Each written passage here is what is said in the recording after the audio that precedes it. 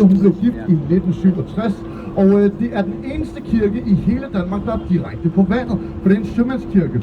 This church is called Holmen. It was built by a guy called Christian IV. I will tell you about him later, in 1619. It is the only church directly on the water here in Denmark, because it is a sailor's church. And it is also where our queen got married in 1967. Herover har vi Børsen. Herover har vi Børsen. Den blev bygget i 1640, også af kong Christian IV. Og om få sekunder vil jeg fortælle jer, hvorfor der er drager op på toppen af bygningen. This is Børsen. It used to be the old Danish stock exchange. It was built in 1640 by Christian IV. I will tell you about it in a few seconds. But now there is a bridge, so please everybody remain seated. Thank you. Bridge, miss, thank you.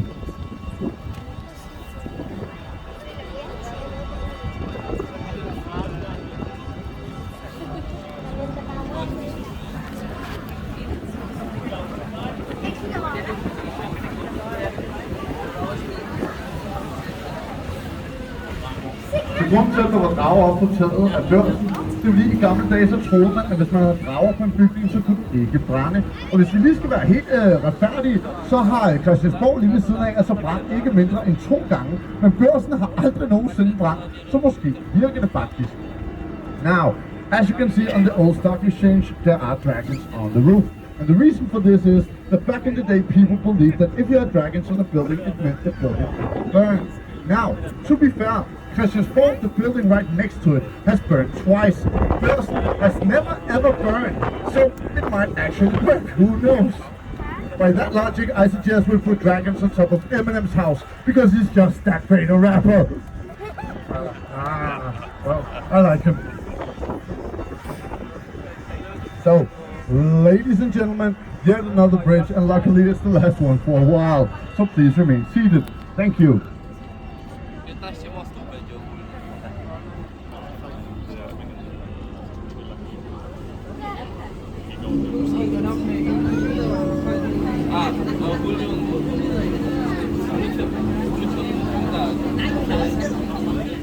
Nu, mine damer og herrer, så vil jeg bede jer om at kigge på det hvide pakhus med det røde tag, der kommer herover på jeres højre front. Det ser rigtig flot ud foran og mindre flot ud bagpå, og om få sekunder vil jeg fortælle jer hvorfor. Ladies and gentlemen, take a look at the white building with the red roof.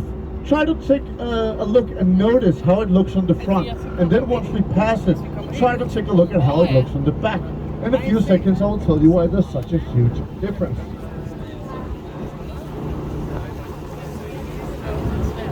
So, you can see the building, it's looking very good, beautiful windows, beautiful doors, der er smukke vinduer på bygningen, der er smukke døre. This is godt, it's looking good, right, yeah. And then the side, it's looking good too. And then we pass it, og vi passerer. Oh, Now, the reason this building looks like that is because you have the Tower of Christian over there, the big black tower. And there once was a crazy king who demanded, he lived in that building, and he said, everything I can see from my tower has to be beautiful. If it isn't, I will cut the head off the architect making the building. However, he was also a cheap king. He didn't want to give the architects the necessary money.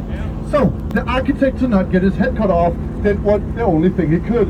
He made the front of the building look very beautiful, and then he didn't care about the rest of the building. Very smart architect. Grunden til, at Nikolaj Eibels parkhus er sådan noget, som det hedder, det er fordi en gang så boede der en skør konge op på Christiansborg, og han sagde, alt hvad jeg kan se fra mit tårn, det skal være virkelig smukt. Men han ville ikke give arkitekten de nødvendige penge, så arkitekten var altså nødt til bare at lave fronten af bygningen rigtig flot, og så var han egentlig lidt ligeglad med, hvordan den så ud bagpå.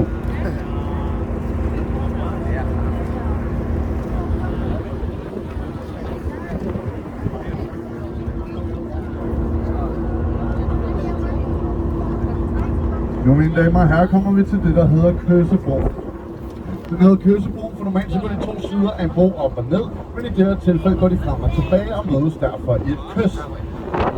Ladies and gentlemen, we're coming to what is called the Kissing Bridge. It was built in 2018. You can actually stand under this bridge.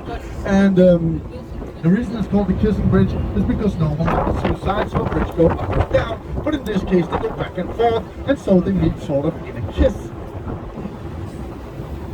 This bridge is important because, as you can see, it connects two sides of Copenhagen, making it possible to walk and also go on bicycle. Så vi har en lille tradition her i Strømmen, at når vi sejler under kystbroen, så hvis man har lyst, så kan man give hinanden et lille kys. So we have a tradition here at Strømmen that if you feel like it, when we're going under the bridge, you can give each other a little kiss. But of course, ask permission first. So, do we have any kisses?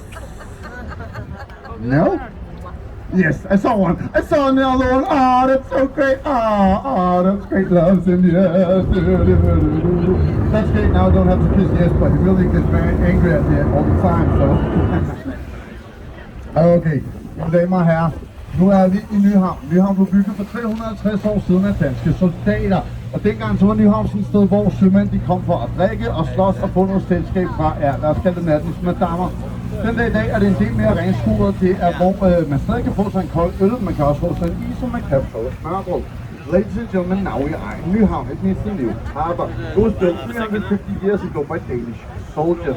Back then it was a place where sailors came to get drunk and fight and get some company from the ladies of the night. Nowadays it's a lot more polished. Of course, it's Denmark. You can still get a beer, but you can also get a nice ice cream, or you can try the traditional Danish dish called smørbrød. Herovre på venstre hånd, der har vi det kongelige teaterskuespilhus, som åbnede i 2008 med Hamlet af Shakespeare. Som jeg nok ved, så foregår Hamlet lige her i Danmark. Now, ladies and gentlemen, over here you have the Royal Danish Playhouse. It opened in 2008 with the play Hamlet by Shakespeare. As you may know, Hamlet takes place right here in Denmark, and there is the very famous saying, there's something rotten in the state of Denmark. Later we will see the parliament, so you can see why I want to do it.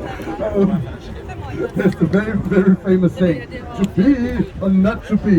And here in Nyhavn, where they drink so much, they say, 2 beers or not 2 beers.